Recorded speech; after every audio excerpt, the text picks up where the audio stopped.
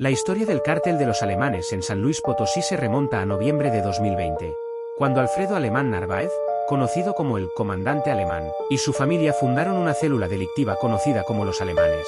Esta célula operaba principalmente en la zona metropolitana de San Luis Potosí y otras localidades del estado. Los alemanes han estado involucrados en disputas con otros grupos criminales como el Cártel de Jalisco Nueva Generación, NG, el Cártel del Noreste y en Tamuín con la familia michoacana. Estas disputas han mantenido a la entidad en un estado de inseguridad constante, con múltiples hechos violentos a diario en las 4 regiones de San Luis Potosí. A pesar de tener confrontaciones directas con otros grupos y diversas detenciones, los alemanes han sabido adaptarse y prevalecer en la zona, afianzando su posición en el estado. La posición estratégica de San Luis ha resultado en la disputa de las plazas por parte de diversos grupos, siendo los alemanes uno de ellos, logrando mantener su influencia en la región, usando la intimidación y la corrupción para mantener su influencia. Alfredo Alemán era un hombre cercano al Z40, líder de los Zetas. El Z40 junto al Talibán lo consideraban su principal colaborador en San Luis Potosí, dándole apoyo para confrontar al cartel del Golfo en la Huasteca. En 2010, el Comandante Alemán se convirtió en el jefe regional de los Zetas en SLP y Zacatecas.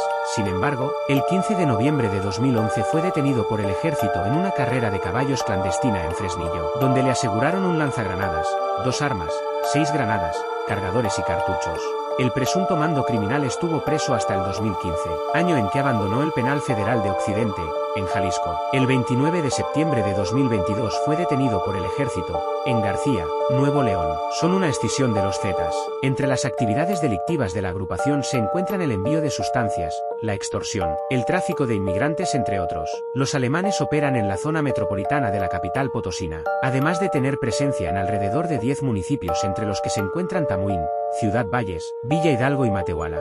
Los alemanes no han tenido temor ni escrúpulos a la hora de amenazar a rivales y a los ministeriales, donde incluso advierten que de no aplacarse volverían a emboscarlos y comenzar a pegarles, ya que al parecer José Guadalupe Castillo Celestino, director de la policía ministerial, había roto una tregua que tenía con los alemanes. Podemos observar una gran disposición no solo a confrontar con otras organizaciones rivales del negocio, independientemente de su tamaño y fuerza, sino que también a confrontar con las fuerzas del orden, usando el terror psicológico como arma disuasoria.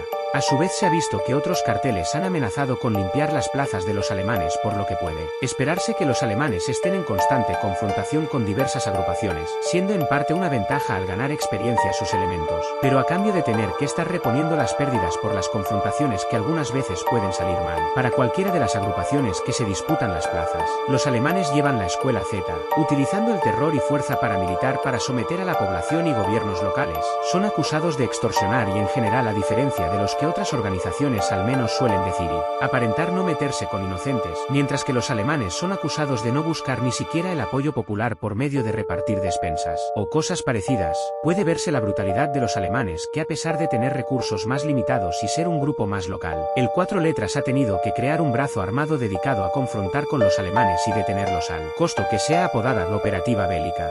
El comandante alemán ya había sido capturado anteriormente para no hace mucho, como en 2022 que volvió a ser capturado, ocasionando algo de caos dentro del grupo, pero a pesar de todo han sabido adaptarse y sostener confrontaciones no solo con otros grupos rivales, sino con el mismo estado de San Luis Potosí. Han forjado, al menos se había mencionado y salido en un vídeo, que estaban en alianza con la vieja escuela Z. Pude ver que también tenían alianza con el Golfo, aunque también habían peleado ahora contra ellos, lo que demuestra la fragilidad de las alianzas en el mundo criminal. Desconozco si aún cooperan con la vieja escuela, puesto que de algunas fuentes se dice que la vieja escuela está en decadencia con la captura de sus principales líderes. Según en 2018 capturaron a un líder importante, o ya había dejado de operar dicha organización, aunque lo dudo.